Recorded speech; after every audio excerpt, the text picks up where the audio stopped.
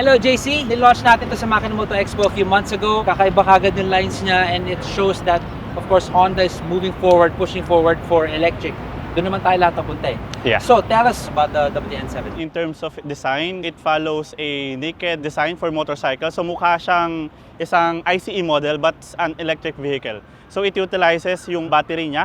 Located on the middle, isa ding unique feature ni WN7 is yung kanyang frameless chassis. So unlike yung mga ordinary bike natin na merong main pipe extending from front to rear side, so ito, it utilizes yung ating battery as the structure ng ating motorcycle. So it makes it lighter. Yes. Saka dapat matibay baterya to hold it as a frame. Yes. Galing, kinuinuan nyo. It can deliver a maximum torque of 50 kilowatts which is comparable to a 600cc na mga big bikes natin in the market. So mid-size segment tayo. Yes. Okay, But great. the torque, it is instantaneous. So meaning yung 100 Newton meter na instant torque niya, you can feel it right away. So it can reach 50 meters in 3.9 seconds. So comparable siya sa mga models natin like CB500 Hornet. Also yung top speed niya, it can reach up to 129 kilometers per hour. Very usable. May mga ibang bikes kaya mag 180, 200 pero on the safety side I would think, right? Yeah, because in our expressway, legally speaking, ang allowed lang naman talaga is 100 kilometers per hour. So sobrang tayo. Yeah. Other features na notable sa kanya, first in electric bikes is yung mga deceleration power level niya. So ito yung katulad po ng mga ICE model natin na